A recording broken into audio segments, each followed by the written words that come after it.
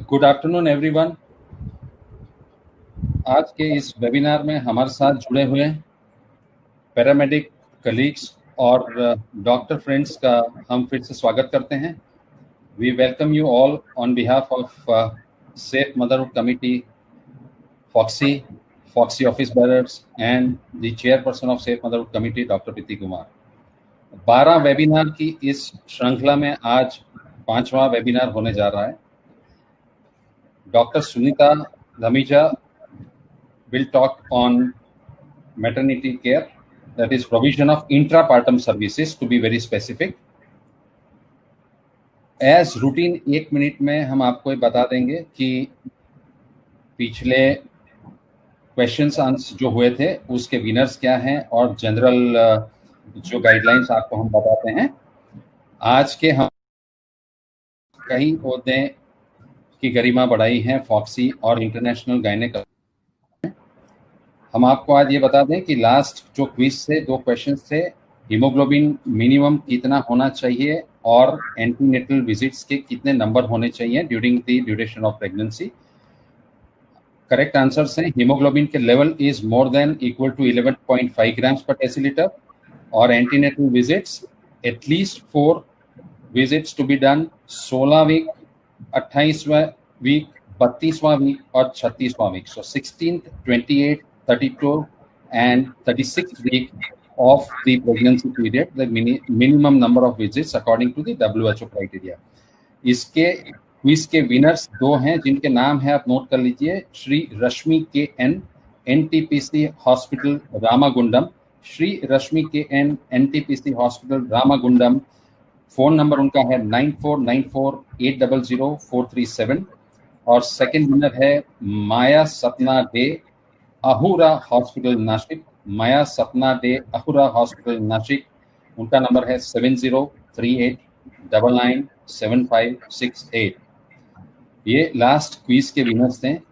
आप जब भी अपने आंसर्स भेजते हैं, प्रोग्राम खत्म होने के 1 घंटे के अंदर भेज दीजिएगा। ये नंबर्स जो 5 आपको बताए जाएंगे एंड में भी उनके ऊपर आप देंगे जो आपके पास पहले भी पड़े होंगे। Doctor Anita Singh, doctor Vinita Awasthi, doctor Preeti Kumar, doctor Dinesh Singh, doctor Nivedita Datta और डॉक्टर मीरा लखतकिया, ये सब नंबर्स आपके पास मौजूद हैं। मैं एंड में फिर से नंबर्स बताऊंगा, पर आप जब भी अपना आंसर भेजते हैं उसमें अपना नाम, हॉस्पिटल का नाम जहां आप काम कर रहे हैं या टेस्ट हैं, आपका फ़ोन नंबर और आप किस जगह से बिलोंग करते हैं, ये चीज़ें बहुत इंपॉर्टेंट हैं। अदरवाइज इतने सारे आंसर्स आ रहे हैं कि बहुत दिक्कत हो रही है आइडेंटिफाई करने में। कोई अपना खाली नाम बता रहा है, कोई खाली क्वेश्चन के आंसर्स दे रहा है।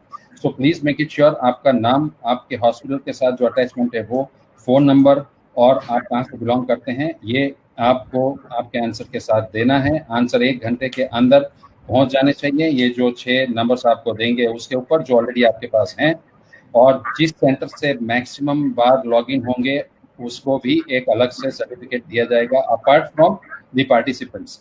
तो ये सेंटर के लिए भी सर्टिफिकेशन प्रोग्राम होगा और पार्टिसिपेंट्स हैं उनके लिए भी प्रोग्राम होगा, सर्टिफिकेट दिया जाएगा। मैं अब निवेदन करूंगा डॉक्टर सुचित्रा जी से कि अपने आशीर्वचन कहें और प्रोग्राम को आगे बढ़ाएं। Over to doctor Suchitra Pandit ji. Thank you doctor Phagun. मैं डॉक्टर सुचित्रा पंडित आप सब लोगों का इस वेबिनार में आमंत्रण करती हूँ। I am very very happy कि डॉक्टर प्रीति कुमार जो सेफ मदरहुड की चेयरपर्सन है, उन्होंने सोचा और बिल्कुल बढ़िया तरीके से आप सबके सामने लाया है, जपाइगो, एबट और फॉक्सी की तरफ से। मैं ऑल्सो कॉन्ग्रेचुलेट करना चाहूंगी डॉक्टर अल्पेश गांधी को, क्योंकि वारंबार फॉक्सी की तरफ से हमेशा ये प्रयास रहा है कि सुखरूप मातृत्व और इसके लिए क्या क्या किया जा सकता है, सेफ डिलीवरीज के लिए क्या किया जा सकता है, इसका सबसे ज्यादा इंफॉर्मेशन सब लोगों को मिले।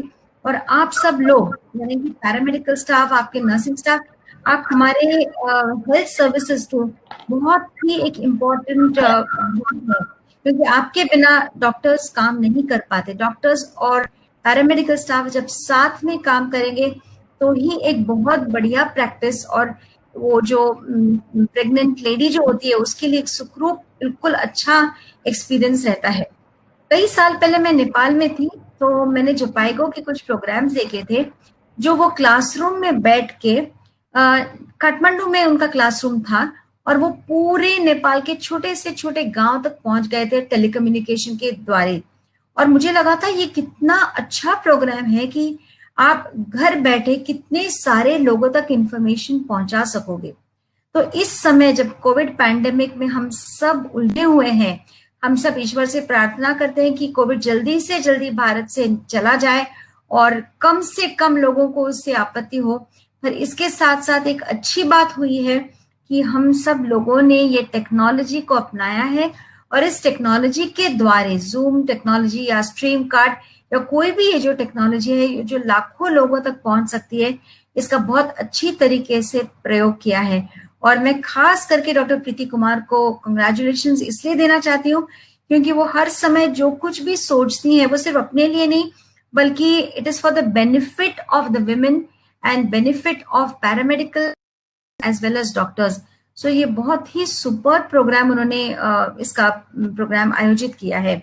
और मुझे जान के खुशी हुई है कि कम से कम 2 से 2,500 हजार पैरामेडिकल स्टाफ इसको अटेंड करते हैं। और मैं आप सब लोगों को बोलूंगी कि और फ्रेंड्स है सबको बोलिए ये अटेंड करने को, क्योंकि इस माध्यम द्वारा अपने को जो अपने कान में पड़ता है, जो हम एक्सपर्ट से सुनते हैं, उसका हमारे प्रैक्टिस में बहुत ज्यादा फर्क पड़ता है। और जरूर इस सब गुड पॉइंट्स हैं जो कुछ नोट कर सकते हैं। आपके पास एक नोटबुक और कलम होगी तो उसके द्वारा आप नोट जरूर करिए कि क्या क्या चीजें हम अपने प्रैक्टिस में चेंज करना चाहेंगे। और आप खुद ब खुद देखिए, आप डॉक्टर प्रीति को जरूर 1 महीने के बाद इसका आप इंफॉर्मेशन दे दीजिए कि कैसे ये प्रोग्राम का इम्पैक्ट आपके ऊपर पड़ा है। ये कह के मैं अपने नेक्स्ट स्पीकर को इंट्रोड्यूस करना चाहूंगी। ये है डॉक्टर सुनीता धमेजा। ये बहुत ही सीनियर गायनेकोलॉजिस्ट है, 25 साल का इनका एक्सपीरियंस है। जपाइगो के साथ करीब करीब 10 साल से मैटरनिटी केयर के ऊपर इन्होंने काफी सारे लेक्चर्स दिए हुए हैं। और जपाइगो की खासियत है कि सुखरूप मातृत्व के से जुड़ा हुआ जो कुछ भी उन्हें सही लगता है उसका हमेशा वो प्रयोग करिए। All the best.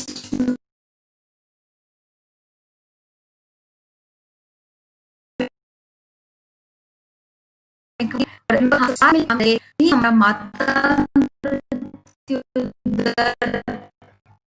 कम होगा एंड अगले 5 सालों में we must be equal to all the advance countries. काफी सारी चीजें हमारे भारतवर्ष में इतनी अच्छी हो रही हैं और आप सबके सहयोग से I am sure we will be soon number 1 in the entire world.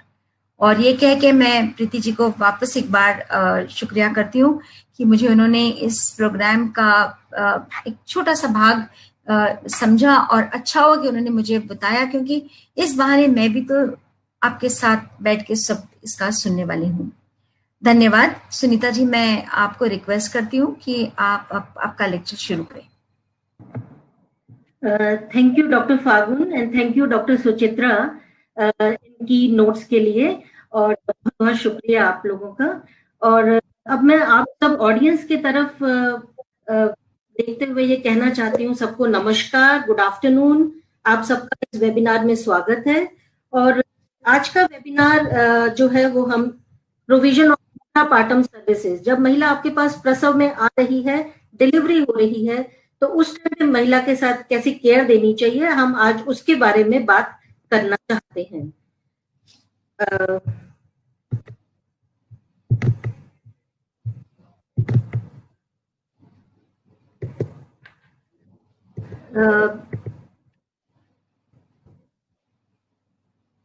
जैसे कि आप लोगों को बताया है अभी सबने, मैं डॉक्टर सुनीता धमीजा जपाइगो में कार्यरत हूँ एज एडवाइजर, और मेरा नंबर भी नीचे लिखा है। ये 5 फोन नंबर्स की बात हो रही थी कि आपसे जो 2 प्रश्न पूछे जाएंगे वो आप यहाँ इसकी पिक्चर क्लिक कर सकते हैं।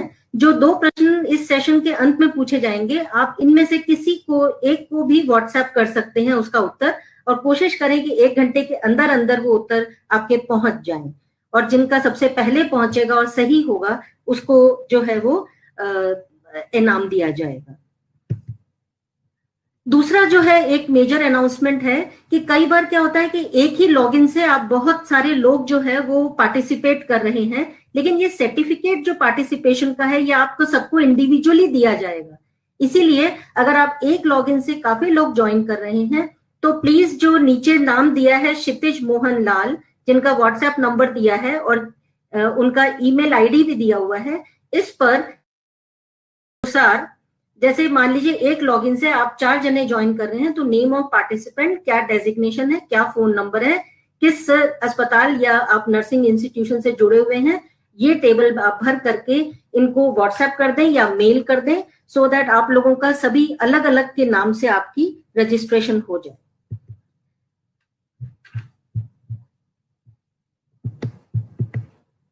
नेक्स्ट जो है पिछले मॉड्यूल में, मॉड्यूल 4 में आप एंटीनेटल केयर के बारे में जान चुके हैं कि क्या उसकी इंपॉर्टेंस है एंटीनेटल केयर की, क्या कंपोनेंट्स होते हैं क्वालिटी एंटीनेटल केयर के, और ट्राइज यानी कि जब महिला आती है तो उसकी हम एक तरह से हिस्ट्री और एग्जामिनेशन के बेसिस पे हम उसकी छटाई करते हैं कि कौन सी महिलाएं लो रिस्क में हैं और कौन सी हाई रिस्क में हैं और हमको किसको प्रायोरिटी देनी है देखने के लिए। इसके अलावा एंटीनेटल काउंसलिंग की अभी हमने बात करी थी, तो ये मॉड्यूल 4 में हम लोगों ने डिस्कस किया था।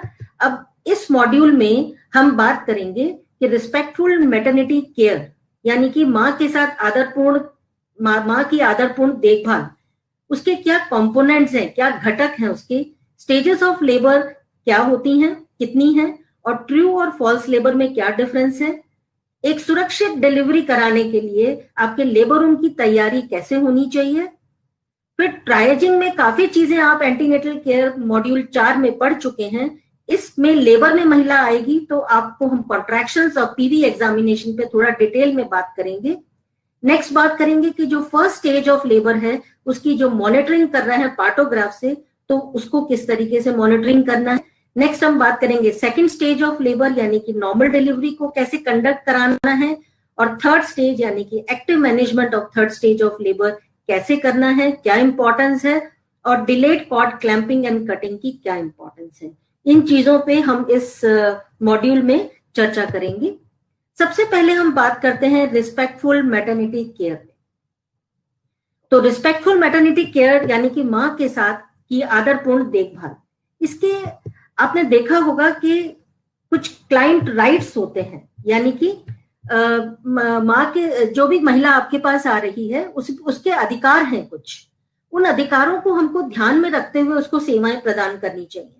जैसे क्या क्या अधिकार हैं, कोई आने जो महिला आपके पास आ रही है उसको अधिकार है कि उसके साथ किसी भी तरीके से फिजिकली उसको नुकसान न पहुंचाया जाए, उसको हार्म न हो, यानी कि उसको है right to free from harm, यानी कि कोई गाली गलौज नहीं, कोई गंदी भाषा में बात नहीं, कोई थप्पड़ मारना, ऐसे कुछ ऐसा फिजिकली हार्म नहीं होना चाहिए। दूसरा राइट है कि उसको जो है जो भी काम आप कर रहे हैं, जो भी प्रोसीजर कर रहे हैं उसकी जानकारी दें उसको कि अब हम आपके पेट की जांच करने जा रहे हैं या पीवी एग्जामिन करने जा रहे हैं या ब्लड सैंपल लेने जा रहे हैं या इंजेक्शन लगाने जा रहे हैं, उसके बारे में उसको जानकारी देना है। आगे क्या उसकी रिपोर्ट कैसी है, फाइंडिंग्स क्या है। तीसरा जो राइट है वो है प्रिवेसी एंड कॉन्फिडेंशियलिटी, यानी कि एकांतता और गोपनीयता का अधिकार, ये हमारे क्लाइंट्स का है, इनको भी ध्यान में रखना है। चौथा है डिग्निटी एंड रिस्पेक्ट, यानी कि सम्मान और आदर के साथ उनके साथ बर्ताव होना चाहिए। तीसरा है ये है डिस्क्रिमिनेशन नहीं होना, भेदभाव, किसी भी कारणवश भेदभाव नहीं करना है कि ये अमीर है या गरीब है या कौन सी जाति की है, कहाँ से आई है, इससे रिलेटेड कोई भेदभाव नहीं होना चाहिए। देन नेक्स्ट जो है उसको सब सर्विसेज मिले हेल्थ केयर की, ये उसका राइट है, ठीक है। और कुछ पैसा जमा नहीं हो रहा है या कुछ नहीं है तो उसको हम डिटेन कर लें या रोक लें अपने अस्पताल में कि अगर आप ये नहीं करेंगे तो हम आपको जाने नहीं देंगे या बच्चे को हैंडओवर नहीं करेंगे, ऐसा नहीं होना चाहिए। ये क्लाइंट के राइट्स हैं। क्लाइंट के राइट्स की इंपॉर्टेंस क्या है? इंपॉर्टेंस ये है कि सपोज आप अगर एक एज अ क्लाइंट आप किसी अस्पताल में जाते हैं तो आप क्या क्या इच्छा रख करके जाते हैं कि हमारे साथ क्या बर्ताव होना चाहिए, हमको किस तरीके की सेवा मिलनी चाहिए, उसी तरीके की सेवा आपके पास आने वाली महिला भी चाहती है। तो ये चीज को ध्यान में रखते हुए आप महिला को सेवाएं प्रदान करें। इस जो अभी हमने बात करी क्लाइंट राइट्स यानी कि महिला के अधिकार, उसके अलावा और क्या क्या चीजें आती हैं रिस्पेक्टफुल मैटरनिटी केयर में। महिला आती है, उसके साथ आप आदरपूर्ण उसका अभिवादन करें, जो भी आप कम्युनिकेट कर रहे हैं, मैसेज दे रहे हैं, उसको ऐसी लैंग्वेज में हो जो वो आराम से समझ सके, क्लियर हो। जब डिलीवरी हो जाती है तो माँ और बच्चे को अलग न करें। अगर दोनों बिल्कुल ठीक है, कोई कॉम्प्लिकेशन नहीं है, तो माँ और बच्चे को एक साथ रखें। बिना जरूरत के कोई दवाएं या कोई इंटरवेंशन न करें। दवाएं जैसे कि ऑक्सीटोसिन का यूज बिना जरूरत के जो है लेबर के दौरान होने के जो चांसेस होते हैं, या बिना जरूरत के कोई टेक्नोलॉजी यूज यानी कि ARM करना है या सिजेरियन करना है या कोई प्रोसीजर करना है, तो बिना जरूरत के नहीं हमको करना चाहिए। फिर ब्रेस्ट फीडिंग को जितना हो सके प्रमोट करना है। जितनी जल्दी ब्रेस्ट फीडिंग शुरू हो जाए, महिला की जब डिलीवरी हुई है, हम आगे और डिटेल में इस पे बात करेंगे, तो 1 घंटे के अंदर अंदर, या हम कहें कि जितनी जल्दी हो जाए उतनी जल्दी ब्रेस्ट फीडिंग शुरू करा देनी चाहिए। ठीक है, तो ये सारे प्रोसेस जो हैं एविडेंस बेस्ड केयर, जितनी अच्छी प्रैक्टिसेस हैं वो हमको प्रेगनेंसी, डिलीवरी और पोस्टमार्टम पीरियड में माँ के साथ करनी चाहिए, ताकि आपका माँ और बच्चा दोनों स्वस्थ रहे। रिस्पेक्टफुल मैटरनिटी केयर में एक चीज और आती है कि आपको माँ के साथ किसी कंपेनियन यानी कि साथी को जरूर आपको रखना चाहिए। उस साथी की क्या इंपॉर्टेंस है, इस पे हम नेक्स्ट बात करेंगे। उससे पहले हम बात करते हैं कि अगर महिला के कुछ अधिकार हैं तो एज अ क्लाइंट उनकी कुछ जिम्मेदारियां भी हैं। जो अस्पताल में हमारे पास क्लाइंट आ रहे हैं, उनकी जिम्मेदारियां क्या होती हैं कि जो अस्पताल के रूल्स और रेगुलेशंस हैं उनका वो पालन करें, शांत वातावरण बनाए रखें, शोर शराबा न करें, कोई स्मोकिंग न करें हॉस्पिटल के प्रेमाइसिस में, हॉस्पिटल के एनवायरनमेंट को साफ सुथरा रखें, टाइम से बिल पेमेंट करें, और जो भी हेल्थ प्रॉब्लम अगर जिसकी वजह से वो अस्पताल में आए हैं उसकी पूरी जानकारी दें डॉक्टर या नर्स को, ताकि वो डॉक्टर और नर्स उस जानकारी के आधार पर ये समझ पाए कि ये क्या तकलीफ है, इसको क्या बीमारी है और हमको क्या इसका इलाज करना है। ठीक है, और ट्रीटमेंट प्लान जो भी डॉक्टर या नर्स आपको बताते हैं उसका पालन करें, उसको फॉलो करें। हम बात कर रहे थे बर्थ कंपेनियन की। ठीक है, यानी कि जन्म के समय कोई एक साथी महिला के साथ हो, और कभी भी महिला को अकेला नहीं छोड़ना है लेबर में, और जब तक वो अस्पताल में आपका डिलीवरी के बाद है, महिला को कभी भी अकेला नहीं छोड़े। इसका फायदा क्या है कोई एक कंपेनियन रखने का, कि एक तो वो इमोशनल सपोर्ट माँ को देते हैं। ठीक है ना, एक जो है वो भावनात्मक सहयोग मिलता है उससे माँ को। और इसके अलावा हम कहते हैं कि फर्स्ट स्टेज ऑफ लेबर में महिला को आप कुछ थोड़ी थोड़ी देर में खिलाते पिलाते रहें हल्का, और उसको घुमाते रहें, यूरिन पास करने के लिए बोलें, पोजीशन चेंज करने के लिए बोलें, जिस पोजीशन में भी वो रहना चाहती है। और जब डिलीवरी हो जाएगी तो बच्चे को माँ के साथ रखें, ब्रेस्ट फीडिंग करवाएं या बेबी को कवर करके रखें। इन सारी जो प्रैक्टिसेस हैं, इसमें जो बर्थ कंपेनियन होता है वो बहुत सहयोग देता है। ठीक है, और इसके अलावा अगर आप अपने बर्थ कंपेनियन को कुछ डेंजर साइन यानी कि खतरे के चिन्हों से भी अवगत करा दें, तो वो आपके लिए एक मददगार साबित होता है। ठीक है, तो जैसे ही कोई वो खतरे का चिन्ह उसको दिखता है माँ में या बच्चे में, वो तुरंत आपको बता सकते हैं और आप उस पर तुरंत उस पर एक्शन ले सकते हैं और मैनेजमेंट कर सकते हैं। तो इसीलिए जो है वो बर्थ कंपेनियन जो है उसको माँ के बारे में खतरे के चिन्ह, बच्चे के खतरे के चिन्ह जरूर पता होने चाहिए। तो उसको थोड़ी हमको काउंसलिंग करनी है कि माँ में अगर ज्यादा खून जा रहा है, पेट में बहुत तेज दर्द है, सांस में तकलीफ है, तेज सिर दर्द हो रहा है, आंखों से धुंधलापन हो रहा है, जोर लगाने की इच्छा हो रही है, ब्लैडर 2 घंटे से ज्यादा में खाली नहीं हुआ, अभी तक यूरिन पास नहीं हुआ है, बुखार है या फाउल स्मेलिंग डिस्चार्ज है, ये माँ में खतरे के चिन्ह है। और बच्चे में सांस लेने में तकलीफ है, बुखार है या बहुत ठंडा पड़ रहा है, या पहले तो फीड ले रहा था अब फीड नहीं ले रहा है, या सुस्त पड़ा हुआ है, या बहुत ज्यादा चिड़चिड़ा हो रहा है, पीला हो रहा है यानी कि जॉन्डिस के चिन्ह है, तो ये बच्चे में खतरे के चिन्ह है। ठीक है, और सलाह क्या देनी चाहिए बर्थ कंपेनियन को कि जब लेबर पेन्स हो तो वो कैसे लेबर पेन्स को लेना है, वो महिला को जो है वो थोड़ा सहयोग करे उसमें। और जब बच्चा पैदा होता है तो तुरंत बच्चा पैदा होकर के फीड देने से पहले कोई प्री लैक्टियल फीड ना दे, यानी कि कोई घुट्टी या चाटा या शहद ऐसी चीज ना दे। बच्चे को जो वर्निक्स लगा होता है सफेद, उसको तेल लगा करके साफ न करें। तुरंत बच्चे को नहलाने की जरूरत नहीं है। ठीक है। और जितनी जल्दी हो सके ब्रेस्ट फीडिंग शुरू कराएं अगर माँ और बच्चा दोनों बिल्कुल स्वस्थ हैं, और बच्चे को ढक करके माँ के साथ रखें, कपड़ा पूरा पहनाकर। तो ये हमने बर्थ कंपेनियन के बारे में बात करी। तो ऐसा करते हैं, अगर एम्पावर करते हैं, उसको सशक्त कर देते हैं, तो वो आपके लिए एक सहयोग का काम करती है, आपके लिए एक हेल्पर का काम करते हैं। नेक्स्ट हम बात करते हैं कि जो महिला आपके पास लेबर में आई है, तो अब उसको जो है वो हम क्या क्या उसके बारे में देखेंगे। उसकी हिस्ट्री टेकिंग, उसका एग्जामिनेशन यानी कि जनरल एग्जामिनेशन जिसमें वाइटल्स आ जाते हैं, और एब्डोमिनल एग्जामिनेशन और पीवी एग्जामिनेशन, और उसकी जो है वो जितनी भी खून पेशाब अल्ट्रासाउंड सबकी जांच हो चुकी है, उनकी रिपोर्ट्स हम चेक करते हैं, और उसके बेसिस पे, इसको हम ट्रायज कहते हैं, और उसके बेसिस पे हम डिसाइड करते हैं कि ये महिला लो रिस्क में आती है या हाई रिस्क में आती है, और अगर इसके हिसाब से हम प्रायोरिटाइज करते हैं कि किस महिला को हमको पहले देखना है, ठीक है, और ताकि वो क्रिटिकल ना हो जाए। इसको कहते हैं ट्रायज। तो पिछले मॉड्यूल में आप लोगों ने इसमें हिस्ट्री टेकिंग, एग्जामिनेशन पे काफी और इन्वेस्टिगेशन पे काफी चर्चा करी है। इस वाले मॉड्यूल में हम यूट्राइन कॉन्ट्रैक्शंस पे बात करेंगे, क्योंकि ये लेबर में महिला आ रही है तो उसको दर्द आ रही है, तो आपको यूट्रस पे कॉन्ट्रैक्शंस कैसे देखने हैं। इसके लिए आप यूट्रस के फंडस पे, क्योंकि कॉन्ट्रैक्शन ये मसल ज्यादा होती हैं, कॉन्ट्रैक्शंस वहीं पर ज्यादा होते हैं, आपको फंडस पे हाथ रख के देखना है 10 मिनट तक कि कितने कॉन्ट्रैक्शंस आ रहे हैं। इसे कहते हैं फ्रीक्वेंसी ऑफ कॉन्ट्रैक्शन, और एक कॉन्ट्रैक्शन कितनी देर तक रह रहा है इसे कहते हैं ड्यूरेशन ऑफ कॉन्ट्रैक्शन। और ड्यूरेशन ऑफ कॉन्ट्रैक्शन के हिसाब से कॉन्ट्रैक्शन 3 तरीके के होते हैं, माइल्ड, मॉडरेट, स्ट्रॉन्ग। माइल्ड मतलब 20 सेकंड से कम में अगर कॉन्ट्रैक्शन रहता है वो माइल्ड है, जो 20 से 40 सेकंड तक कॉन्ट्रैक्शन अगर रहता है तो वो मॉडरेट है, और अगर 40 से ऊपर रहता है तो वो स्ट्रॉन्ग कॉन्ट्रैक्शन है। आप पार्टोग्राफ में भी भरते हैं तो माइल्ड, मॉडरेट, स्ट्रॉन्ग के हिसाब से भरते हैं कॉन्ट्रैक्शंस। पीवी एग्जामिनेशन में अगर हम बात करें तो अगर सब कुछ नॉर्मल है, बिल्कुल एस्टेब्लिश लेबर है और अनकॉम्प्लिकेटेड है, तो आइडियली पीवी एग्जामिनेशन हमको 4 घंटा में एक बार करना चाहिए, यानी कि बार बार पीवी एग्जामिनेशन नहीं करना चाहिए। ये बहुत इंपॉर्टेंट है, क्योंकि इससे इन्फेक्शन अंदर जाने का खतरा मां में बढ़ जाता है।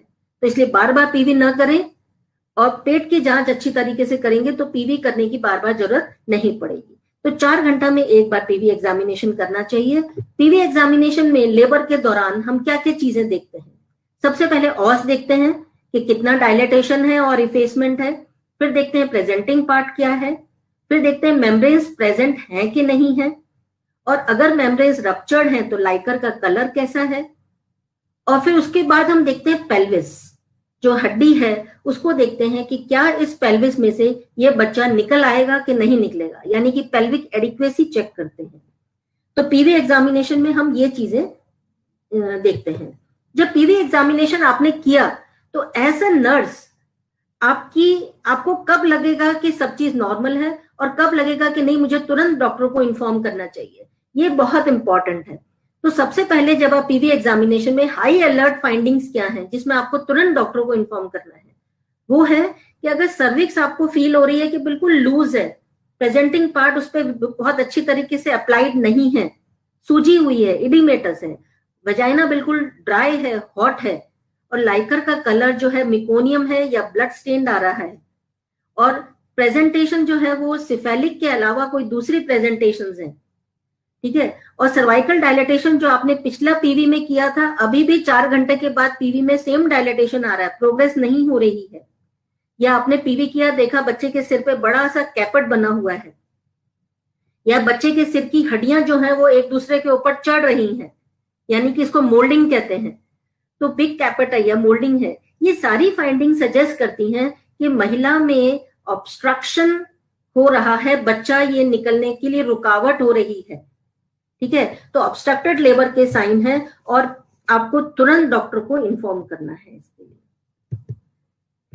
नेक्स्ट, अभी हमने ट्राइजिंग कर लिया, एग्जामिनेशन पूरा कर लिया, अब हमको जो है वो अपना डिलीवरी के लिए देखना है कि लेबर रूम की तैयारी हमको कैसे करनी चाहिए ताकि हम सुरक्षित प्रसव करा सके। लेबर रूम की तैयारी के लिए जो है खास इंपॉर्टेंट बात यह है कि लेबर रूम में डायरेक्ट एंट्री नहीं होनी चाहिए। ऐसा नहीं कि दरवाजा खोला और सामने लेबर टेबल्स आपको दिख रही हैं और माँ का पेरिनियम दिख रहा है, तो डायरेक्ट एंट्री नहीं होनी चाहिए। उससे पहले आप ट्रायल या चेंजिंग रूम बना दें और उसके बाद जिन महिलाओं को लेबर रूम में भेजना है केवल उन्हीं को ही लेबर रूम में एंट्री कराएं।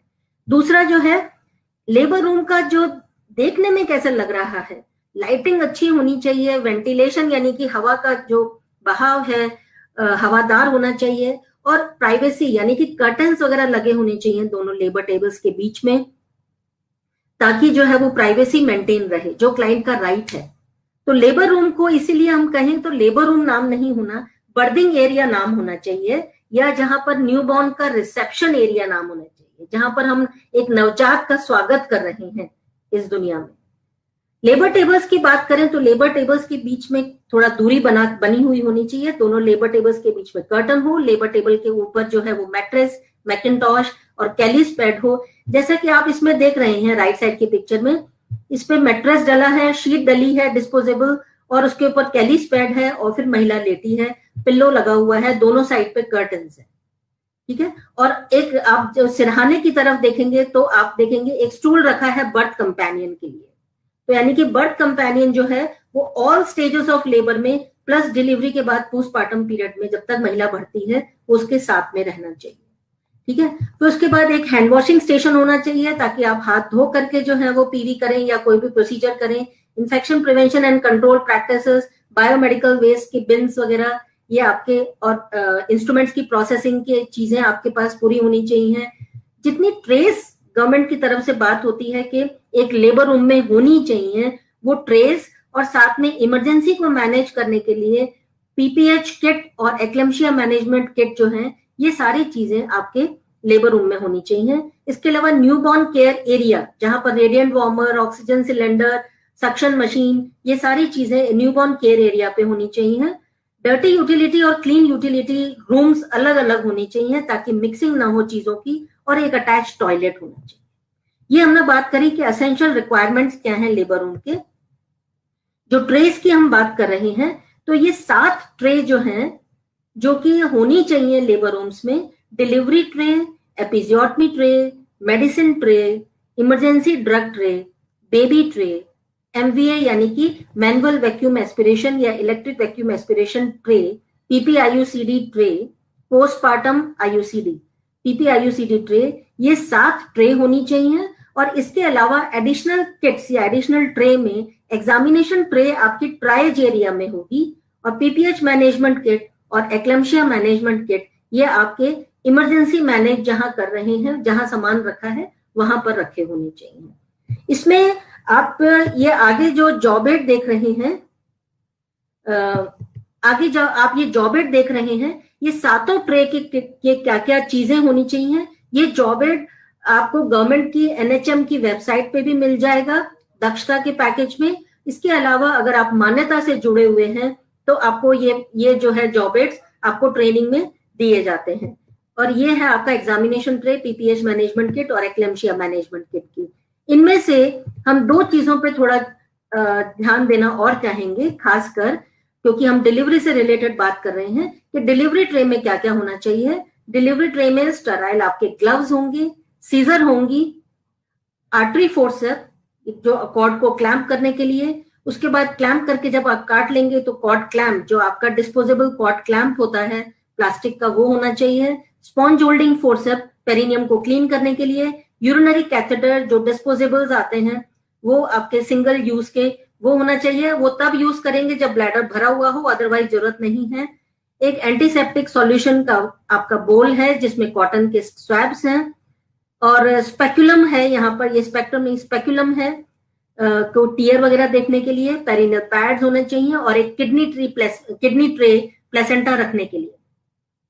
तो ये डिलीवरी ट्रे के कंपोनेंट्स हैं। और बेबी ट्रे जो कि आपकी रेडिएंट वार्मर पे होनी चाहिए क्योंकि आपको रिससिटेशन के लिए जरूरत पड़ती है। इसमें 2 टॉवल्स होने चाहिए बच्चे के लिए, जिनको आप रेडिएंट वार्मर डिलीवरी होने से करीब आधा घंटा पहले ऑन कर देते हैं और वहां पर वो दोनों टॉवल को गर्म होने रख देते हैं। तो आपके वो बच्चे के लिए 2 प्री वार्म टॉवल्स हो जाएंगे, कॉटन स्वैप्स, म्यूकस एक्सट्रैक्टर अगर सक्शन की जरूरत पड़ती है, बैग एंड मास्क जिसमें मास्क दोनों साइजेस का होना चाहिए, 0 and 1 यानी कि प्री टर्म के लिए और टर्म बेबी के लिए। इसके अलावा cord clamp, nasogastric tube, gloves, injection vitamin K, needle and syringe, क्योंकि विटामिन के लगाने के लिए। तो ये सारे बेबी ट्रे में होनी चाहिए। तो ये 2 ट्रे की हमने डिटेल में बात करी, बाकी जो है वो आपको जॉब एड में मिल जाएगा कि क्या क्या इसके कंटेंट्स हैं, जिन पे हम और डिटेल में अभी नहीं जा रहे हैं। एक बहुत इंपॉर्टेंट है डिलीवरी से पहले तैयारी के लिए कि ऑक्सीटोसिन, जब आपको लग रहा है आपने टेबल पे ले लिया महिला को, नियर डायलेटेड या फुली डायलेटेड है वो, तो आप 10 यूनिट, जब आप डिलीवरी ट्रे आप ट्रॉली पे रेडी कर रहे हैं, उसी पे ही आप 10 यूनिट ऑक्सीटोसिन सिरिंज में भर करके आप पहले से ही ट्रे के पास रख लें, ताकि डिलीवरी के 1 मिनट के अंदर ये देख करके कि कोई दूसरा बच्चा तो नहीं है माँ के पेट में, आप ये ऑक्सीटोसिन इंजेक्शन तुरंत लगा सकते, जो कि AMTSL का पार्ट है। इसको हम AMTSL में और डिटेल में बात करेंगे, लेकिन अभी आप डिलीवरी की तैयारी कर रहे हैं, तो इसीलिए हम तैयारी में बात कर रहे हैं कि ये ऑक्सीटोसिन का एक 10 यूनिट का सिरिंज भर के आप अपने डिलीवरी ट्रे के साथ में रख लें। अब जो है वो हम बात करते हैं स्टेजेस ऑफ लेबर पे और ट्रू एंड फॉल्स लेबर में। स्टेजेस ऑफ लेबर कितनी होती हैं? स्टेजेस ऑफ लेबर 4 होती हैं, ठीक है। ये 4 स्टेज में सबसे पहले हम बात करते हैं फर्स्ट स्टेज ऑफ लेबर की। तो फर्स्ट, और हर स्टेज जो है वो ऐसा नहीं है कि एक पॉइंट है, हर स्टेज जो है उसकी कोई शुरुआत होगी और कहीं अंत होगा, ठीक है।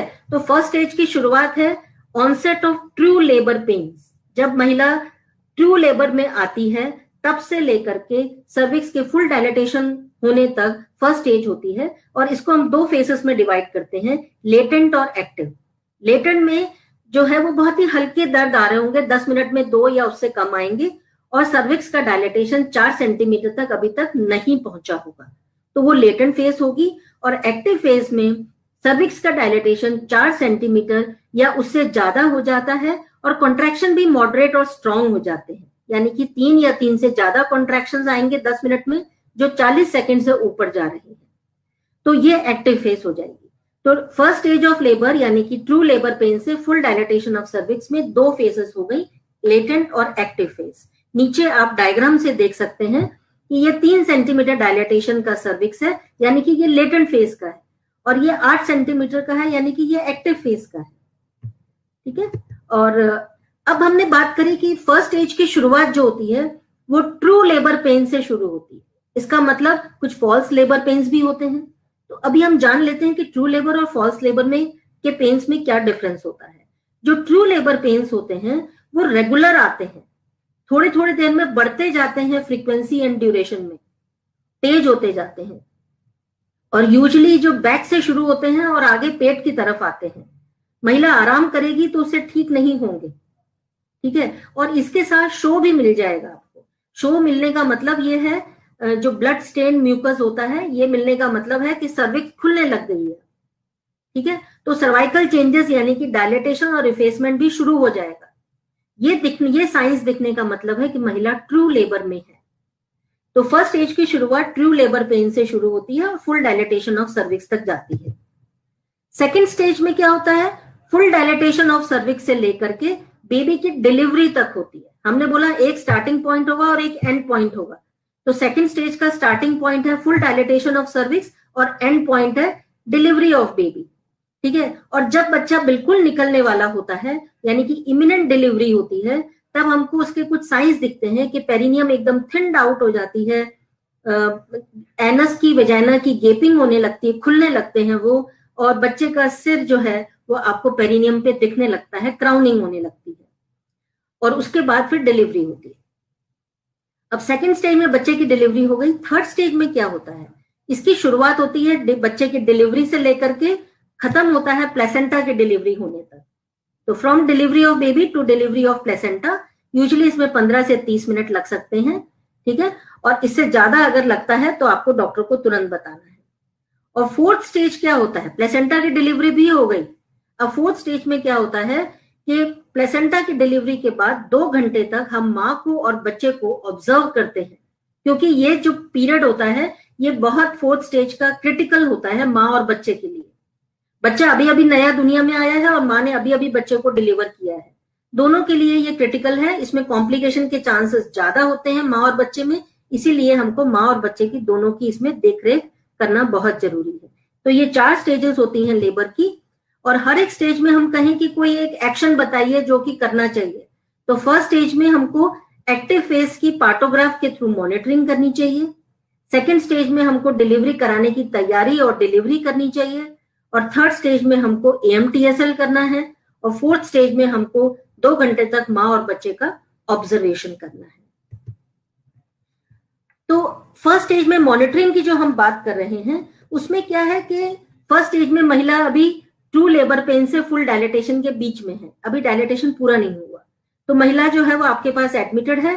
उसको कंफर्टेबल क्लोथिंग यानी कि आरामदायक कपड़े पहनाने हैं, उसको लूज गाउन जैसा कुछ ऐसा पहनाना है जिसमें कि महिला कंफर्टेबल रहे और घूम फिर सके, और आप पीवी करना चाहें तो पीवी भी आराम से कर सके। ठीक है, हमेशा बर्थ कंपेनियन एक साथ में होना चाहिए, और कुछ हल्का खाने पीने के लिए अलाउ कर सकते हैं, उसको यूरिन पास करने के लिए अलाउ कर सकते हैं। एम्बुलेशन यानी कि चलती फिरती रहे, ग्रेविटी से बच्चा नीचे आता है, और जो भी कंफर्टेबल पोजीशन जिसमें वो कंफर्टेबल है उस पोजीशन में वो लेट या बैठ सकती है या चल सकती है। एक्टिव फेज जब आ जाएगी तब आपको पार्टोग्राफ से उसकी मॉनिटरिंग करनी है, और एक बर्थ कंपेनियन का हमने पहले भी बात करी थी कि उससे होने से इमोशनल साइकोलॉजिकल सपोर्ट मिलता है महिला को। अब आप लाल में देख रहे हैं, नीचे लाल में इसलिए लिखा है कि ये काम बिल्कुल नहीं करने हैं। रूटीन एनीमा नहीं देना है, रूटीन में पेरिनियल शेविंग नहीं करनी है, रूटीन में कैथेटराइज नहीं करना है, और एंटीबायोटिक्स हर एक महिला को जो नॉर्मल है कोई इंडिकेशन नहीं है एंटीबायोटिक नहीं देनी है। ये 4 चीजें जो हैं वो रेड में लिखी हैं, इसका मतलब ये फर्स्ट स्टेज ऑफ लेबर में आपको नहीं करनी है। अब हम बात करते हैं पार्टोग्राफ की। तो पार्टोग्राफ क्या है? ये एक बहुत इंपॉर्टेंट डिसीजन मेकिंग टूल है, आपको निर्णय लेने में मदद करता है, क्योंकि इससे क्या है, आप बच्चे की स्थिति, माँ की स्थिति और प्रोग्रेस ऑफ लेबर 3 चीजों की जांच करते हैं। तो तीनों चीजों में अगर कोई भी प्रॉब्लम होती है तो आप उसका तुरंत उसको पहचान सकते हैं और उस पर एक्शन ले सकते हैं, अगर आप पार्टोग्राफ प्लॉट कर रहे हैं और टाइम से कर रहे हैं। ठीक है, तो ये ग्राफिक रिकॉर्डिंग है, और एक पेपर के अंदर तीनों चीजों के बारे में आपको जानकारी मिल जाती है, तो पेपर वर्क भी रिड्यूस होता है इससे। और एक्टिव फेज हमेशा एक पॉइंट याद रखें ये कि हमेशा 4 सेंटीमीटर या उसके ऊपर के डायलेटेशन, यानी कि एक्टिव फेज में जब महिला होगी तभी आपको पार्टोग्राफ की प्लॉटिंग शुरू करनी है। ठीक है, इसकी मेडिको लीगल इंपॉर्टेंस भी है, क्योंकि इसमें आप जो भी डेटा फिल कर रहे हैं वो रियल टाइम है, टाइम डला हुआ है उसके नीचे, इसलिए अगर कोई कानूनी कार्यवाही कुछ होती है तो आप कह सकते हैं कि इस टाइम पे आप यहाँ पर आपने ये प्लॉट किया हुआ है और इसके टाइम के अकॉर्डिंगली आपकी ये फाइंडिंग। तो मेडिको लीगल बहुत इंपॉर्टेंस है इसकी। इस तरीके से पार्टोग्राफ दिखता है आपको, एक सिंप्लीफाइड पार्टोग्राफ। उसमें आइडेंटिफिकेशन डेटा है, बच्चे की स्थिति के लिए फिटल हार्ट रेट है और लाइकर का कलर है, प्रोग्रेस ऑफ लेबर के लिए सर्विक्स का डायलेटेशन और कॉन्ट्रैक्शंस हैं, फिर माँ की स्थिति के लिए माँ का पल्स, ब्लड प्रेशर और टेम्परेचर है। तो इस तरीके से ये सिंप्लीफाइड पार्टोग्राफ होता है। ये पार्टोग्राफ देखिए एक भरा हुआ आपको दिख रहा है, ठीक है, ऊपर आइडेंटिफिकेशन डेटा भरा हुआ है, और यह सबसे पहले जो डायलेटेशन, जैसे इस केस में आप देख रहे हैं 5 सेंटीमीटर से शुरू हुआ है, जबकि अलर्ट लाइन शुरू होती है 4 सेंटीमीटर से, तो 5 सेंटीमीटर पे है, और पहली प्लॉटिंग सर्विक्स की डायलेटेशन की होगी और वो भी अलर्ट लाइन पे शुरू होगी। ये बहुत एक इंपॉर्टेंट मैसेज है, अलर्ट लाइन पे पहली सर्वाइकल डायलेटेशन की प्लॉटिंग करना है, और उसके बाद जो ये लाइन खिंच गई वहीं पर आपको ऊपर से नीचे तक सारी चीजें प्लॉट करनी है। हर आधे घंटे में आप फीटल हार्ट रेट प्लॉट करते हैं, लाइकर का कलर प्लॉट करते हैं, कॉन्ट्रैक्शंस प्लॉट करते हैं, माँ की पल्स प्लॉट करते हैं, और हर 4 घंटे के अंदर सर्विक्स पीवी करते हैं, सर्विक्स का डायलेटेशन देखने के लिए, बीपी चेक करने के लिए और टेम्परेचर चेक करने के लिए माँ का। ये हर 4 घंटे में करते हैं 3 चीजें। जब बच्चे की डिलीवरी हो जाती है तो आप ये डिलीवरी के नोट्स भी इस पे डाल सकते हैं। तो इसलिए हम कहते हैं कि एक सिंगल पेपर पे आपका पूरा रिकॉर्डिंग हो गई है, तो आप ये ग्राफिकल रिकॉर्डिंग और पेपर वर्क भी इसमें आपका बचता है।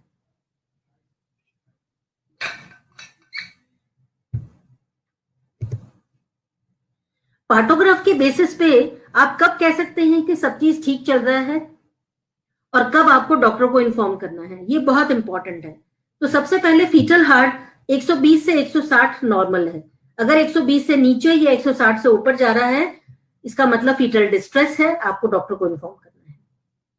लाइकर का कलर अगर मिकोनियम या ब्लड स्टेन्ड है, आपको डॉक्टर को इन्फॉर्म करना है।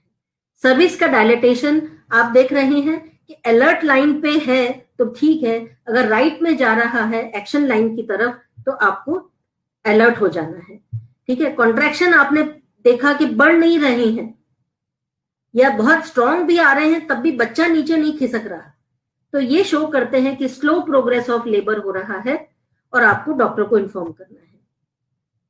या फिर माँ की स्थिति देखते हैं तो माँ का टेम्परेचर बढ़ रहा है, पल्स बढ़ रहा है, ब्लड प्रेशर बढ़ रहा है, इसका मतलब माँ एग्जॉस्ट हो रही है ना, माँ एग्जॉस्ट हो रही है, इसका मतलब लेबर प्रोलॉन्ग हो रहा है या ऑब्स्ट्रक्टेड है, तो आपको तुरंत डॉक्टर को इन्फॉर्म करना है। इसीलिए ये पार्टोग्राफ कहते हैं कि बहुत ही इंपॉर्टेंट डिसीजन मेकिंग टूल है जो आपको निर्णय लेने में मदद करता है।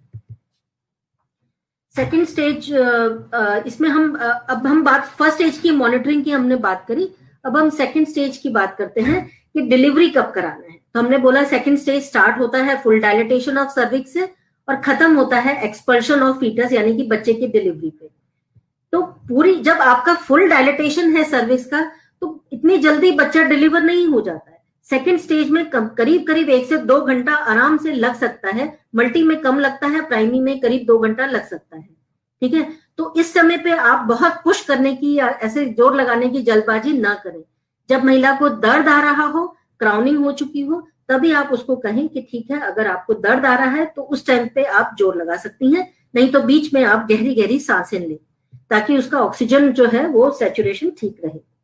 ठीक है, और इमिनेंट डिलीवरी में हमने पढ़ा था कि इमिनेंट डिलीवरी के साइंस ये हैं कि पेरिनियम थिन्ड आउट हो जाती है, एनस और वेजाइना जो है उसकी पाउटिंग होने लगती है और जो है वो आपका क्राउनिंग होकर के बच्चे का सिर दिखने लगता है।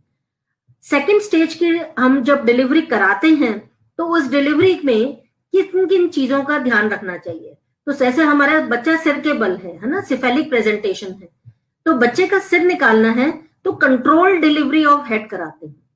कंट्रोल डिलीवरी ऑफ मतलब आप पेरिनियल सपोर्ट देंगे, जैसे आप यहाँ भी देख रहे हैं, जहां मेरा ये कर्सर जा रहा है यहाँ भी देख रहे हैं, एक हाथ से एक पैड से आप पेरिनियल सपोर्ट देंगे ताकि टीयर्स ना हो, और ऊपर वाले हाथ से आप हेड का थोड़ा फ्लेक्शन मेंटेन करके रखेंगे ताकि बच्चा जब निकले तो एकदम से उसका सिर का एक्सटेंशन होके ऊपर यूरेथ्रा और क्लाइटोरिस का टीयर ना हो। तो बेसिकली पेरिनियम के और यूरेथ्रा क्लाइटोरिस के टीयर्स को बचाने के लिए हम पेरिनियम पे और ऊपर वाले हाथ से हेड को फ्लेक्शन मेंटेन करते हैं सो दैट टीयर्स ना हो। इसे कहते हैं कंट्रोल डिलीवरी ऑफ हेड। जब हेड का डिलीवरी हो जाता है, नेक दिखने लगता है, तो आप देख लेते हैं कोई कॉर्ड राउंड द नेक तो नहीं है, और अगर है तो लूज है तो निकाल दीजिए, टाइट है तो वहीं 2 क्लैंप लगा करके आप काट सकते हैं। ठीक है, बच्चे के सिर निकलने के बाद अब जो शोल्डर्स आ जाते हैं, ठीक है, आप देख रहे हैं एक शोल्डर ऊपर की तरफ है, एक नीचे की तरफ है। तो सबसे पहले जो है वो ऊपर का शोल्डर निकलता है, एंटीरियर शोल्डर। तो बच्चे के सिर को थोड़ा नीचे करते हैं तो एंटीरियर शोल्डर यानी कि ऊपर वाला शोल्डर निकल जाता है, और जब बच्चे की बॉडी को थोड़ा ऊपर करते हैं तो पोस्टीरियर शोल्डर यानी कि नीचे वाला शोल्डर निकल जाता है और बॉडी पूरी उसके बाद स्लिप हो जाती है। जब बॉडी की डिलीवरी हो जाती है तो फिर उसको आप मदर के एब्डोमेन के ऊपर रख देते हैं, तुरंत एक सूखा टॉवल, गर्म वाला टॉवल उठाते हैं, बच्चे को पोंछते हैं। बच्चा क्राई कर रहा है तो बच्चे को गीला टॉवल हटा के सूखे में लेकर के माँ की छाती के बीच में रख देते हैं और माँ को कहते हैं आप ब्रेस्ट फीडिंग शुरू करा सकते हैं। इसे कहते हैं early initiation of breast feeding. जितना माँ बच्चे को फीड कराना शुरू करेगी जल्दी, उतना ऑक्सीटोसिन निकलता है, यूट्रस कॉन्ट्रैक्ट होता है और प्लेसेंटा निकलने में भी आसानी होती है और ब्लीडिंग भी कम होती है। ठीक है, तो नेक्स्ट हम बात करेंगे active management of third stage of labour, AMTSL पे, क्योंकि बेबी आउट हो गया, सेकंड स्टेज हमारा पूरा हो गया, अब थर्ड स्टेज में हमको प्लेसेंटा निकालना है। इसमें 3 मुख्य स्टेप्स हैं। सबसे पहली स्टेप है यूट्रोटॉनिक देना, या यूट्रोटॉनिक का मतलब होता है वो दवा जो यूट्रस को कॉन्ट्रैक्ट करती है और प्लेसेंटा को निकालने में मदद करती है, ब्लीडिंग कम करती है। दूसरा स्टेप है, आप मेरा कर्सर देखते जाइए, दूसरा स्टेप है कंट्रोल कॉर्ड ट्रैक्शन। तीसरा स्टेप है यूट्राइन मसाज। सबसे पहली स्टेप पे हम बात करते हैं कि कोई यूट्रोटॉनिक देना। यूट्रोटॉनिक कौन सा दिया जाए AMTSL में, उसमें ड्रग ऑफ चॉइस है आपका इंजेक्शन ऑक्सीटोसिन। इंजेक्शन ऑक्सीटोसिन कितना देंगे आप? 10 इंटरनेशनल यूनिट देते हैं। कैसे देते हैं? कब देते हैं? बच्चे की डिलीवरी के 1 मिनट के अंदर माँ के पेट के ऊपर हाथ रख के देखते हैं कोई दूसरा बच्चा तो नहीं है। दूसरा बच्चा रूल आउट करने के बाद यह ऑक्सीटोसिन 10 इंटरनेशनल यूनिट इंट्रामस्कुलरली आप देते हैं। तो ये पहली स्टेप हो गई। अगर ऑक्सीटोसिन नहीं है तो मीजोप्रोस्टॉल की 3 गोली जो 600 माइक्रोग्राम, एक गोली 200 माइक्रोग्राम की है, तो मीजोप्रोस्टॉल की 600 माइक्रोग्राम की गोली ओरली दी जा सकती है, लेकिन ड्रग ऑफ चॉइस आपका इंजेक्शन ऑक्सीटोसिन है। ठीक है। दूसरी स्टेप है कंट्रोल कॉर्ड ट्रैक्शन। क्योंकि ऑक्सीटोसिन लगा दिया आपने, अब क्या करेगा? उससे उसके एक्शन से यूट्रस कॉन्ट्रैक्ट करेगा। यूट्रस कॉन्ट्रैक्ट करेगा तो प्लेसेंटा सेपरेट होगा, यूट्रस हार्ड हो जाएगा। प्लेसेंटा सेपरेट होके आप देखेंगे कॉर्ड लंबी हो रही है, यूट्रस हार्ड हो गया है, नीचे की तरफ आ गया है। तो अब आप 2 हाथों का उपयोग करेंगे। आप मेरे हाथों के एक्शन को देखिए। एक हाथ से आप यूट्रस के मतलब ऊपर एब्डोमेन पे हाथ रखेंगे, यूट्रस को ऊपर की तरफ थोड़ा सा पुश करेंगे, यानी कि काउंटर ट्रैक्शन देंगे, और नीचे के हाथ से कॉर्ड पे ट्रैक्शन देंगे। इसे कहते हैं कंट्रोल कॉर्ड ट्रैक्शन। इससे क्या होगा कि आप कॉर्ड को ट्रैक्शन दे रहे हैं ड्यूरिंग कॉन्ट्रैक्शन और साथ में यूट्रस को सपोर्ट करके कर रहे हैं, तो यूट्रस का इन्वर्जन नहीं होगा। ऐसा ना होगा कि आप कॉर्ड खींच रहे हैं, यूट्रस को सपोर्ट नहीं किया तो यूट्रस उल्टा होकर के नीचे की तरफ आ जाएगा, इन्वर्जन यूट्रस हो जाएगा। तो वैसा नहीं, कंट्रोल कॉर्ड ट्रैक्शन। और ये हम सभी लोग ट्रेंड हैं जिसमें वो लोग आराम से इसको कर सकते हैं। Control cord traction during contraction करना है। जब कॉन्ट्रैक्शन चला जाएगा आप हाथ छोड़ दीजिए, फिर दूसरा कॉन्ट्रैक्शन आएगा, फिर दूसरे कॉन्ट्रैक्शन में आप कॉर्ड ट्रैक्शन करके काउंटर ट्रैक्शन लगा सकते हैं। इस तरीके से कुछ 2-4 कॉन्ट्रैक्शंस में आपका प्लेसेंटा निकल जाता है।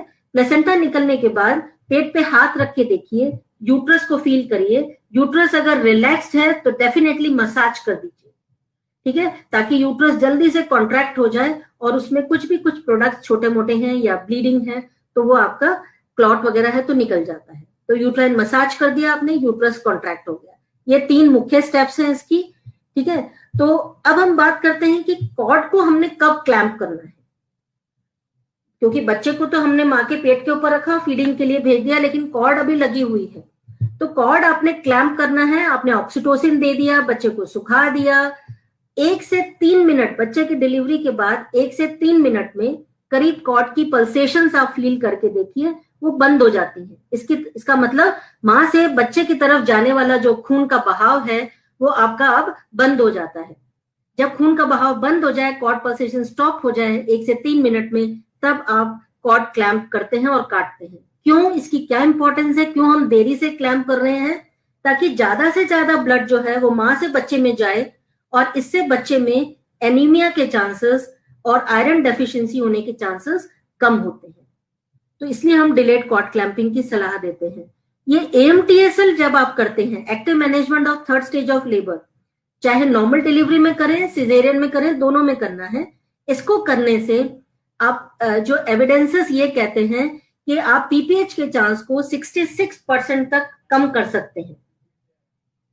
तो बहुत इंपॉर्टेंट प्रोसीजर है ये AMTSL डिलीवरी के बाद प्लेसेंटा निकालने के लिए।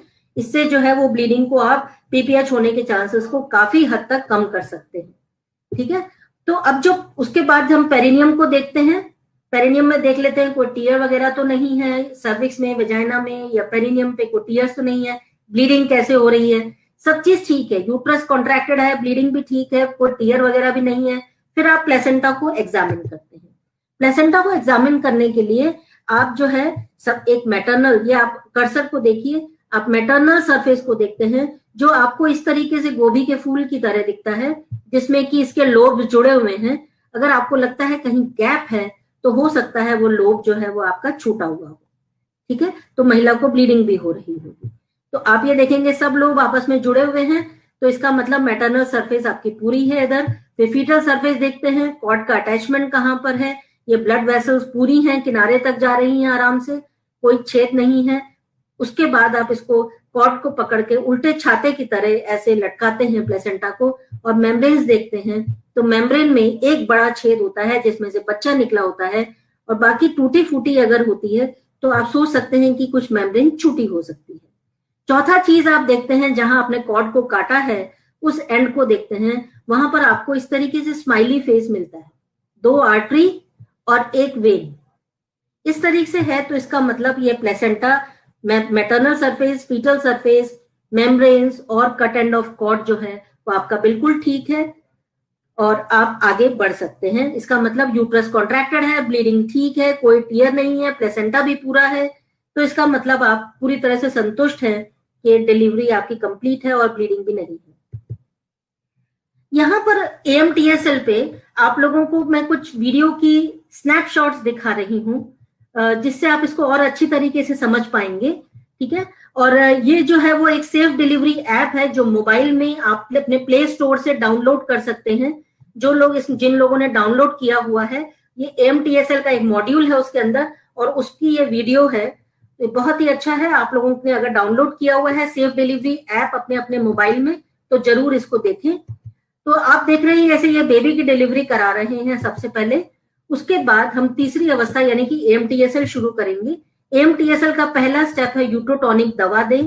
कौन सी देनी है? 10 यूनिट ऑक्सीटोसिन आपने देना है, इंट्रामस्कुलर देना है और फ्रिज में रखा हुआ होना चाहिए 2 से 8 डिग्री सेंटीग्रेड पे, तभी इसकी एफिकेसी रहती है, इफेक्टिवनेस रहती है। अगर वो उपलब्ध नहीं है तो आप 600 माइक्रोग्राम मीजोप्रोस्टॉल की गोली ओरली दे सकते हैं। दूसरा है शिशु का आकलन करना है। शिशु क्राई कर रहा है, बिल्कुल ठीक है, तो इसमें आपको जो है वो उसको ड्राई करना है टॉवल से, गीला तौलिया फेंक के सूखे में लेके माँ को छाती के बीच में रख देना है, माँ को ब्रेस्ट फीडिंग के लिए इनिशिएट करना है, ठीक है।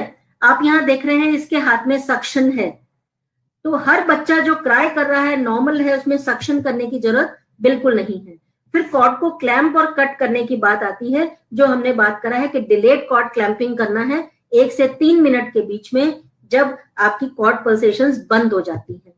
उसके बाद आपने कॉर्ड को क्लैंप किया, कट किया, उसके बाद आप कंट्रोल कॉर्ड ट्रैक्शन करते हैं। कंट्रोल कॉर्ड ट्रैक्शन में आप देख रहे हैं एक हाथ इनका कॉर्ड को ट्रैक्शन दे रहा है और दूसरा हाथ जो है वो एब्डोमेन पे है। आप देख रहे हैं ये देखिए यहाँ पर कर्सर, एक हाथ एब्डोमेन पे है जो यूट्रस को सपोर्ट कर रहा है फंडस को, और दूसरे हाथ से कॉर्ड पे ट्रैक्शन दे रहे हैं। तो प्लेसेंटा जो है, और ड्यूरिंग कॉन्ट्रैक्शन करना है, रिलैक्स यूट्रस में कभी नहीं करना है।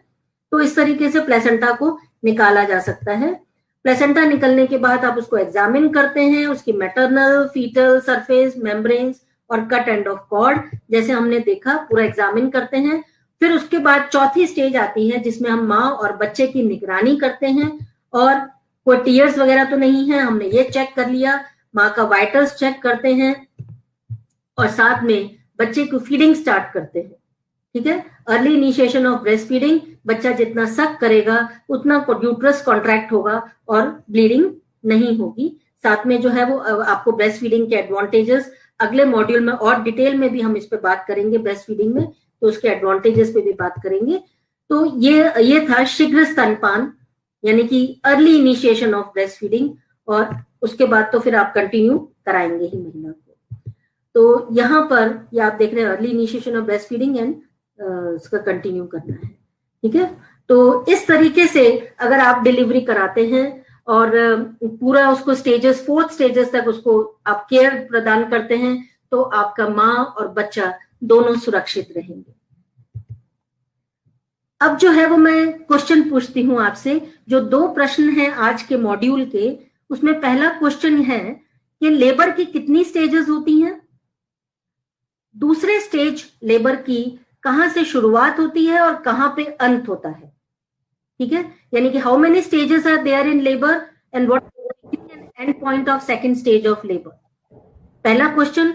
दूसरा क्वेश्चन है कि active management of third stage of labour यानी कि AMTSL में ड्रग ऑफ चॉइस क्या है, किस रूट से देते हैं, यानी कि कैसे देते हैं उसको, ओरली, IV, IM कैसे देते हैं, और उसकी डोज क्या है। जो भी आप ड्रग देते हैं, जो भी आपने ड्रग बताएंगे चॉइस की, उसका रूट एंड डोज क्या है। यहाँ पर 5 तुम्हें दे देंगे। Doctor Nidhi. Yes doctor Sunita. Doctor साहब, आपने बहुत ही खूबसूरती से और बहुत ही विस्तार से हमारे सारे पैरामेडिकल्स के लिए बहुत ही ज्ञानवर्धक प्रसव के दौरान और प्रसव के पूर्व और प्रसव के दौरान होने वाली सारी जिम्मेदारियों को के बारे में आपने बताया। हम आपसे सब लोगों की तरफ से सिर्फ 2 सवाल पूछना चाहेंगे। पहला सवाल तो ये है कि आप इन लोगों को ये बताएं कि जब प्रसव के दौरान, प्रसव की प्रक्रिया शुरू होने के दौरान या उसके बाद क्या इन लोगों को खिलाना पिलाना चाहिए मरीज को, और दूसरी बात ये कि क्या ये मरीज को टहला सकती हैं। Okay, thank you. बहुत अच्छा क्वेश्चन डॉक्टर निधि, और ये बहुत ही इम्पोर्टेंट है। जैसे अभी हमने बात भी करी थी कि फर्स्ट स्टेज ऑफ लेबर की, हमने सपोर्टिव केयर की जब हम बात करते हैं तो एक साथ में बर्थ कंपेनियन को इसीलिए भी रखते हैं ताकि महिला को वो केयर प्रोवाइड कर सके, जिसमें आता है एक चीज कि हल्का खाना पीना। ठीक है, हल्का खाना पीना मतलब वो चीज जो इजीली डाइजेस्ट हो जाए, पच जाए, और लिक्विड ज्यादा, ये महिला को दिया जा सकता है लेबर के दौरान। अगर कोई कॉम्प्लिकेशन नहीं है, महिला बिल्कुल आपकी अनकॉम्प्लिकेटेड नॉर्मल लेबर की तरह चल रही है, तो महिला को हल्का खाना पीना दिया जा सकता है और बर्थ कंपेनियन को इसके बारे में सलाह दी जाती है।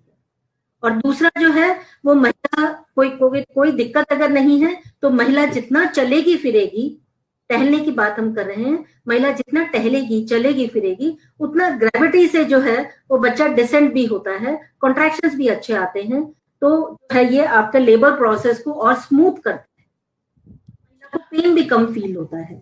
तो बिल्कुल अगर महिला चाहे तो वो थोड़ा घूम फिर सकती है और टहल सकती है।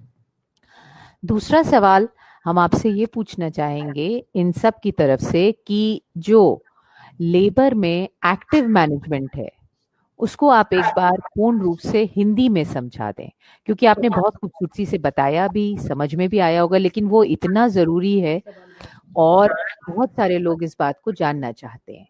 बिल्कुल। What is active management of third stage of labour?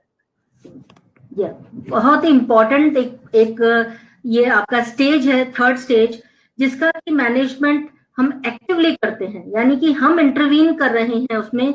और थर्ड स्टेज जैसे आप लोगों को पता है कि बच्चे की डिलीवरी से शुरू होती है और प्लेसेंटा की डिलीवरी पे खत्म होती है थर्ड स्टेज, और उसका एक्टिव मैनेजमेंट हम करते हैं। यानी कि जैसे ही बच्चा डिलीवर होता है, पेट पे हाथ रख के हम देखते हैं कोई दूसरा बच्चा तो नहीं है। जब हमने रूल आउट कर दिया कि कोई और बच्चा नहीं है तो यूट्रोटॉनिक दवा देते हैं नंबर 1। और वो यूट्रोटॉनिक दवा जो है, अब ये जो क्वेश्चन पूछा है मैंने उसका आंसर निकल के आ रहा है यहाँ पर डॉक्टर निधि, ठीक है। तो जो हम सब इसमें चॉइस है हमारी, सबसे पहली जो ड्रग की वो है इंजेक्शन ऑक्सीटोसिन।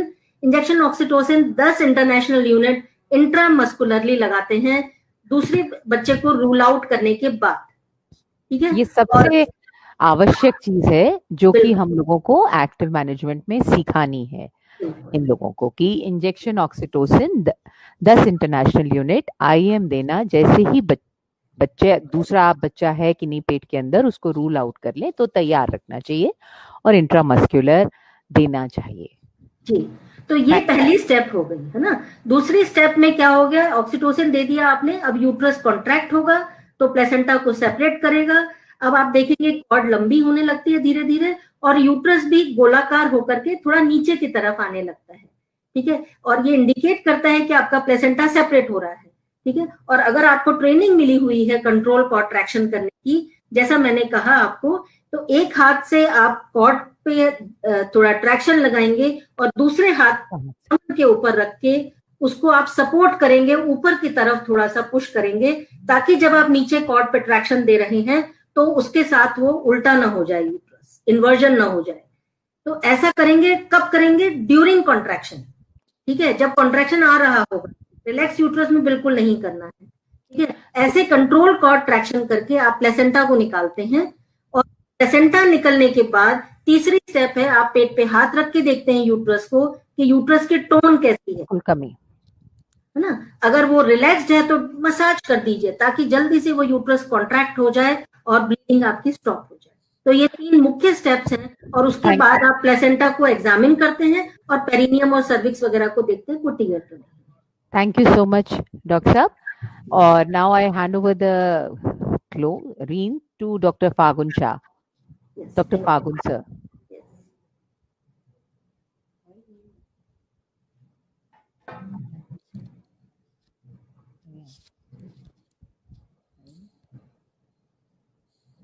हेलो,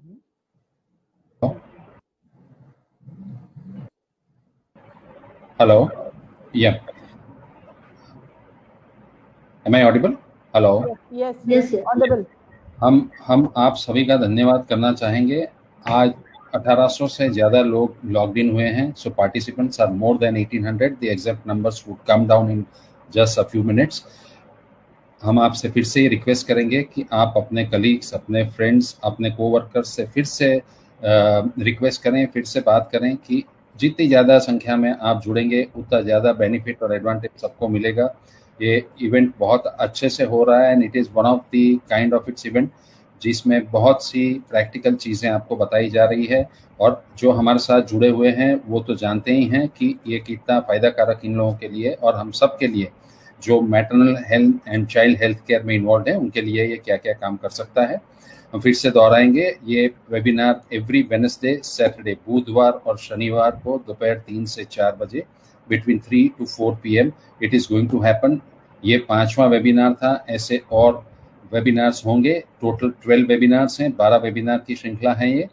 अगले शनिवार को फिर से 3 बजे ये वेबिनार होगा, जो उसका नंबर 6 होगा। डॉक्टर मीरा लखटकिया वो वेबिनार में चीफ स्पीकर रहेंगी और इसमें जो बात बताई जाएंगी वो होगी पोस्टमार्टम केयर और ब्रेस्ट फीडिंग के बारे में भी डिटेल में आपको अवगत कराया जाएगा। आज के 2 क्वेश्चंस मैं फिर से दोहराऊंगा जो आपको लिखाए गए हैं, फिर से आप नोट कर लीजिए। How many stages are there in labour? Labour के कितने स्टेजेस हैं? What is the beginning and end point of second stage of labour? Second stage of labour कब शुरू होता है and when does it end, वो खत्म कब होता है? और दूसरा क्वेश्चन है, what is the drug of choice for active management of third stage labour? Active management of third stage of labour के लिए कौन सा ड्रग ऑफ चॉइस है जो आपको अभी भी फिर से बताया गया था, वो कौन से रूट से दिया जाता है? व्हाट इज द रूट और उसका डोज क्या है? What is the doses of that drug? ये 2 क्वेश्चंस हैं आपके सामने स्क्रीन पर दिख रहे हैं। ये 6 नाम हैं, वो मैं फिर से दोहराऊंगा। Doctor Anita Singh 9415353588, doctor Vinita Awasthi 8400576927, doctor Preeti Kumar 8574126787, doctor Dinesh Singh 9234601953, doctor Nivedita Datta 9835123167, doctor Meera Lakhtakia 9335109914। आपके आंसर्स अभी 1 घंटे के अंदर, मतलब 5 बजे के पहले ये कोई भी एक नंबर पे मिलने चाहिए। और मैंने पहले बताया वैसे ये आंसर्स के साथ आपका नाम, आपका फ़ोन नंबर, आपकी हॉस्पिटल जो एसोसिएट है उसका नाम, हॉस्पिटल का नाम होना चाहिए और कहाँ से बिलोंग करते हैं, किस जगह से हैं, ये 4 चीज़ उसमें लिखी हुई चाहिए। अदरवाइज़ बहुत कन्फ्यूजन हो रहा है और दिक्कत आ रही है बिकॉज बहुत सारी संख्या में लोग इसका जवाब दे रहे हैं और हम आपके आभारी हैं कि आप इतना अच्छे से सुन के इसको फॉलो करके उसको एब्सॉर्ब करते हैं और इसका जवाब भी दे रहे हैं। आज आपने सुना है रिस्पेक्टफुल मैटरनिटी केयर के बारे में, स्टेजेस ऑफ लेबर के बारे में, ब्रेस्ट फीडिंग के बारे में, पार्टोग्राफ सिखाया गया, कॉर्ड क्लैंपिंग, जो गर्भनाल है उसको कब क्लैंप करना है, डिलेड क्लैंपिंग करना है, कब कट करना है, बेबी की हेल्थ, मदर की हेल्थ और लेबर जो है एक्चुअली उसको कैसे तैयार किया जाता है, जो मैडम सुनीता दमीजा ने बहुत अच्छे से आपको समझाया है। मैं आपको फिर से एक बात बता देता हूं कि आप 5 बजे तक ये आंसर्स दे दीजिए जैसे समझाया वैसे। ये 6 नंबर्स मैंने रिपीट करे हैं और अगले शनिवार को हम आपका इंतज़ार करेंगे। हर बुधवार शनिवार दोपहर को 3 से 4 बजे ये वेबिनार जारी रहेंगे। और I once again request you कि आपके सभी दोस्त और कलीग्स को जो अभी तक अगर नहीं जुड़े हैं उनको भी साथ ले लीजिए, और जो जुड़ना चाहता है ये नॉलेज ज्ञान यज्ञ का जो आरंभ हुआ है उसका आप लाभ लीजिए। I think I end my session there and Preeti, would you want to say something? Yes. Doctor Phagun, अभी भी मेरे पास बहुत सारे जवाब एकदम से आना शुरू हो गए हैं, लेकिन उसके बताने के बावजूद भी आप लोगों से रिक्वेस्ट है कि आप अपना उसमें जब आंसर लिख रहे हैं तो अपना नाम लिखिए नीचे, उसके नीचे अपना इंस्टीट्यूट लिखिए, आप किस इंस्टीट्यूट से हैं और किस जगह से हैं। ये जानना भी हमारे लिए बहुत जरूरी है कि किस जगह से आप हैं।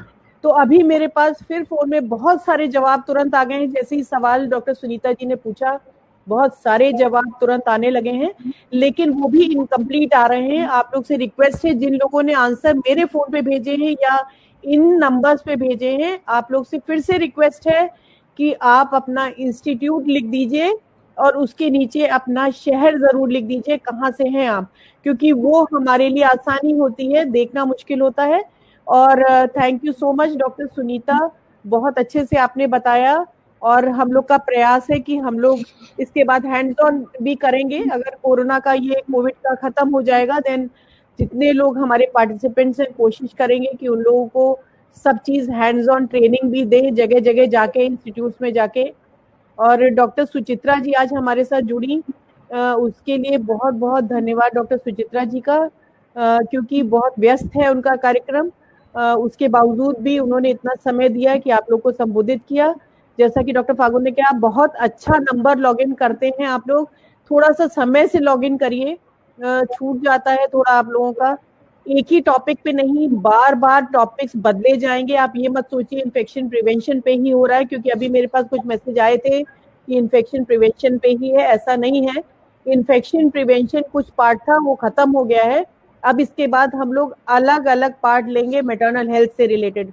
गर्भवती महिलाएं, उनको कैसे सुरक्षित बनाएं, जैसा कि सुनीता जी ने आज प्रसव के बारे में बताया कि हम लोग को क्या क्या सावधानी बरतनी है।